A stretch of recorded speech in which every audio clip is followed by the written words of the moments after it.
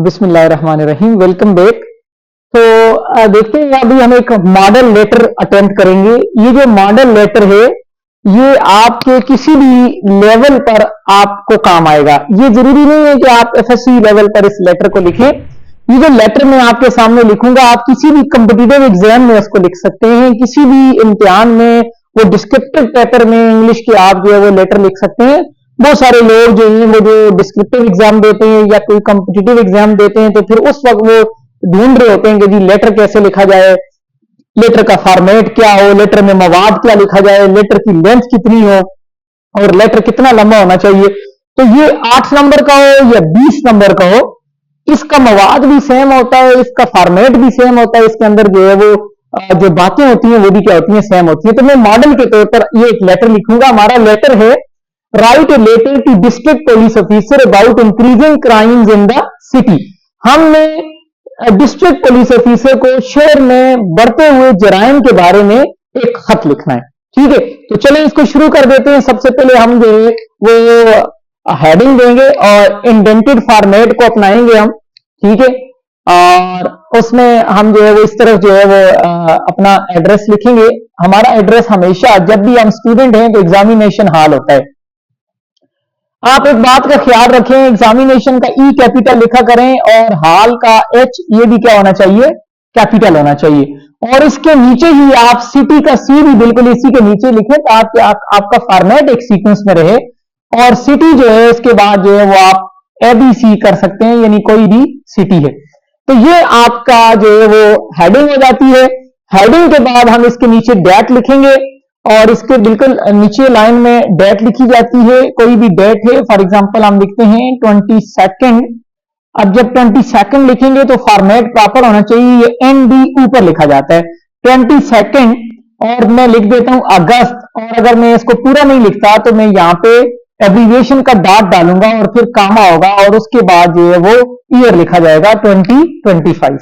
ये हमारे पास जो है वो हेडिंग और डेट होगी। और यहां पर एक बात याद रखें, यहां पर पीछे आपने लफ्ज डेटेड नहीं लिखना जैसे आप रिपोर्ट में लिखते हैं। तो यहां पर बास बच्चे जो है वो पहले लफ्ज डेटेड लिख लेते हैं और उसके बाद जो डेट लिखते हैं। यहां पर लफ्ज डेटेड लिखने की जरूरत नहीं है।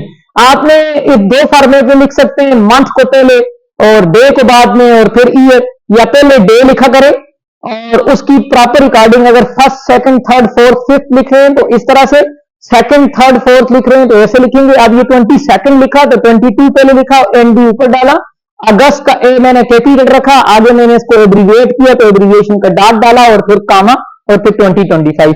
अब नीचे वाली लाइन में आएंगे, इस लाइन में हम कुछ नहीं लिखेंगे जिसमें हमने डेट लिखी है।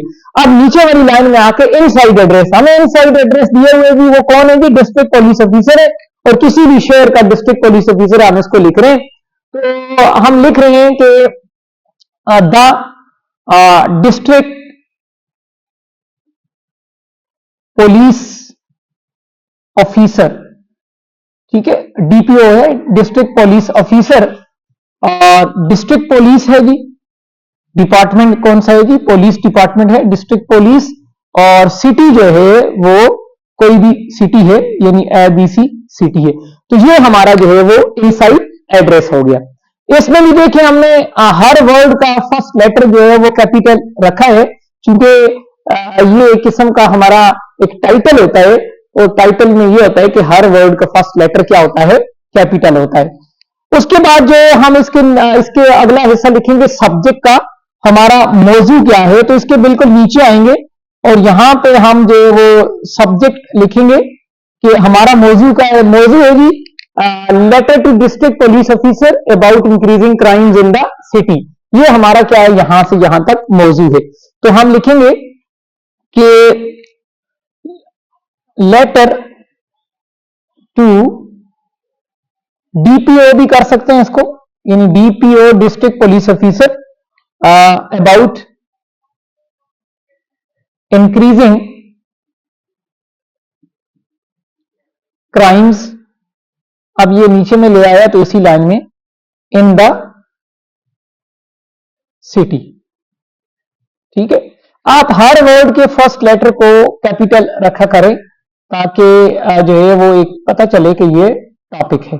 ठीक है, district to police officer, district police officer about increasing crimes in the city, बढ़ते हुए। और ये जो सब्जेक्ट होता है इसके नीचे कोई दो लाइनें नहीं होती, कोई इसके आगे फुल स्टॉप नहीं होता। और याद रखें ये कॉलम जो है, कॉलम बता देता है कि ये क्या है, सब्जेक्ट है, उसके इसको डबल लाइन करने की या अंडरलाइन करने की जरूरत नहीं होती। उसके बाद जो है हम सैल्यूटेशन लाइन लिखेंगे, सर हम उनको मुखातिब किया। अब हमने जो है वो फॉर्मेट, इंडेंटेड फॉर्मेट को अपनाया, तो हम यहां कामे के नीचे से जो है वो अपना पहला पैराग्राफ स्टार्ट करेंगे और पहले पैराग्राफ में हम जो है वो उनको मुखातिब करेंगे कोई ग्रीटिंग किए बगैर। ठीक है, तो किस तरह से मुखातिब करेंगे आप देखें, मैं यहां पे लिखूंगा कि I am writing this letter to bring into your notice an alarming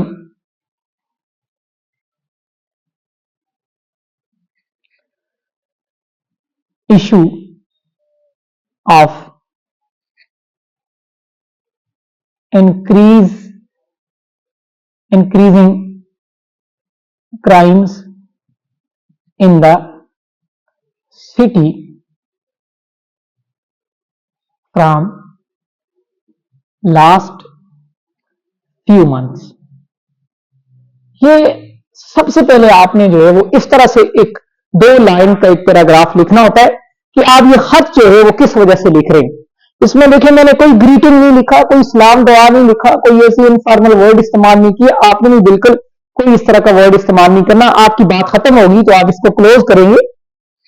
अब जाएंगे हम बॉडी ऑफ लेटर पे। ये इंट्रो था, उसके बाद हम बॉडी ऑफ लेटर पे जाएंगे। अगर ये किसी मैगजीन के नाम होता तो मैं यहां पर ऐसे लिखता कि I am writing this letter to bring into your notice the an alarming issue of increasing crime rate, या to bring into notice of authorities, ठीक है, या इनटू नोटिस ऑफ पब्लिक। तो जो भी वर्ड आप मौजूद समझते हैं वो यहां पे लिखे। Issue of increasing crime rate in the city through your steam journal और न्यूज़पेपर। अगर न्यूज़पेपर को होता तो हम इस तरह से लिख लेते। अब उसके बाद हम दूसरे पैराग्राफ पे जाएंगे, तो इस आई के सीक्वेंस में हम नीचे से दूसरा paragraph main body of letter start करेंगे। अब इसमें हम करेंगे क्या, तो सबसे पहले हम ये क्राइम्स बताएंगे क्या कि कौन कौन से क्राइम्स जो हो रहे हैं जो इंक्रीज हुए, ठीक है। फिर हम ये बताएंगे कि इन क्राइम्स की वजह से इन क्राइम्स की काज क्या है, और फिर हम ये बताएंगे कि इन क्राइम्स के इंपैक्ट क्या हुए पब्लिक पे, और फिर हम इनका सॉल्यूशन बताएंगे, और फिर हम इसको क्या करेंगे, क्लोज करेंगे। तो अब हम लिखेंगे कौन कौन से क्राइम है। तो हम लिखेंगे from the past few months, आगे हम लिखते हैं there has been an increase in crimes like street theft,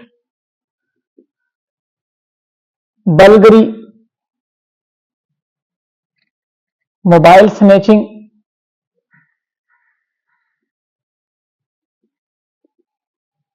pickpocketing, purse snatching,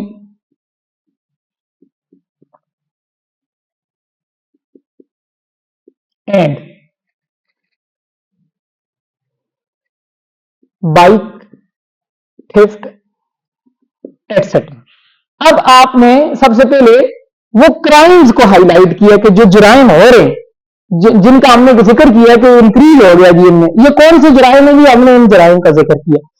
अब हम इन जुराइम की वजूहात लिखेंगे, अगले पैराग्राफ में जाएंगे तो इनकी वजूहात लिखेंगे कि ये जुराइम जो है वो क्यों हो रहे हैं।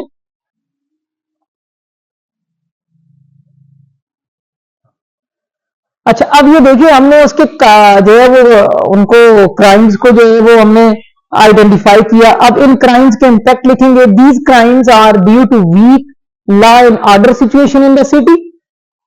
Beside this The weak prosecution in the cases of offender of these crimes are some of the major causes of increasing crimes along with poverty, economic crisis and terrorism. एक पैराग्राफ में हमने उसकी काजेज बता दिए कि ये crimes जो हैं वो किस वजह से हो रहे हैं।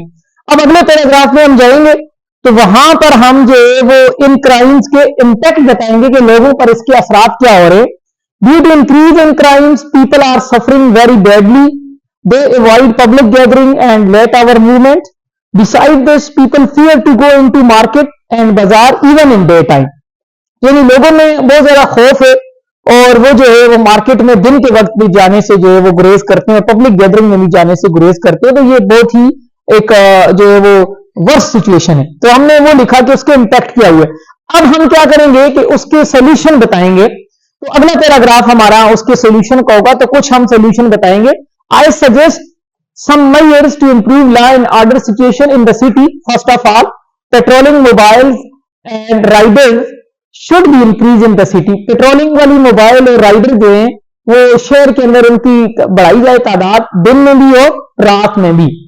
Secondly, CCTV cameras must be installed to apprehend criminals. Criminal को पकड़ने के लिए CCTV कैमरास लगाएं आप, और जिससे आप उन लोगों को जो है वो शिनाख्त करके आइडेंटिफाई करके पकड़ लें। इसके साथ साथ habitual offender must be strictly penalised इस पर ला। जो आदि मुजरिम है उनको कानून के मुताबिक सख्त से सख्त सजा दी जाए। और मजीद ये कि आप जो है वो एक रिकॉर्ड बनाएं लोगों के आने और जाने का, शहर में जो इंटर हो रहा है और जो एग्जिट हो रहा है, इन एंड आउट का एक प्रॉपर रिकॉर्ड हो कि पता चले कौन आया था कौन गया। ये भी क्राइम्स के ऊपर कंट्रोल करने में मदद देगी। अब ये सोल्यूशन देने के बाद आखिरी आप 2 लाइनें लिखते हैं, जैसे आप शुरू में 2 लाइनें लिखते हैं ऐसे आखिर में भी आप क्लोजिंग के वक्त 2 लाइनें लिखते हैं। तो वो लिखनी जरूरी होती है। I hope this letter will help you to improve safety and security of people and control in increasing crimes.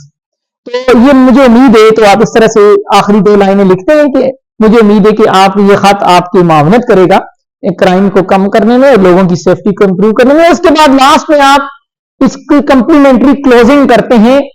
और आप चूंकि हमने इस फॉर्मेट में उठाया था इंडेंटेड फॉर्मेट में, तो इस तरफ हमने हेडिंग दी थी, तो इसी तरफ हम कंप्लीमेंट्री क्लोज लिखेंगे और नीचे करके इस लाइन से नीचे करके आप लिखेंगे सिंसियरली का वर्ड इस्तेमाल कर लें, कामा डाल दें और नीचे XYZ लिख दें। तो आप ये देख लें कि अगर आप ऐसा लेटर लिखेंगे तो आपको 8 नंबर की लिख रहे हैं तो आपको 8 नंबर मिलेंगे। अगर आप 10 के लिए लिख रहे हैं तो फॉर एग्जांपल इसमें 10 नंबर रखे हुए हैं या 20 नंबर रखे हुए हैं, तो उसमें थोड़ी सी चीजें इसमें 20 नंबर में थोड़ी सी आप बातें इसमें थोड़ी सी इनलार्ज कर देंगे सजेशंस में, या क्राइम्स की जो है वो काजेज थोड़ी सी बयान ज्यादा कर देंगे, तो नंबर के हिसाब से थोड़ा सा ज्यादा लिखना पड़ेगा। लेकिन 8 नंबर के लिए ये बिल्कुल जो है वो एक रीजनेबल जो है वो लेटर है। आप इस तरह से लेटर लिखेंगे तो आपको पूरे 8 नंबर मिलेंगे। अब आप मुवाजना कर लें, आप जो लेटर लिख रहे हैं पेपर में ये आपने तैयार किया, आप कैसे लिख रहे हैं, और जो मैंने लेटर आपको लिखवाया ये कैसे लिखवाया। उम्मीद है कि ये आपके जरूर काम आएगा और ये आपको हर लेवल पे काम आएगा और आपने जरूर जो है वो इसको देखना है। Thank you very much for watching this.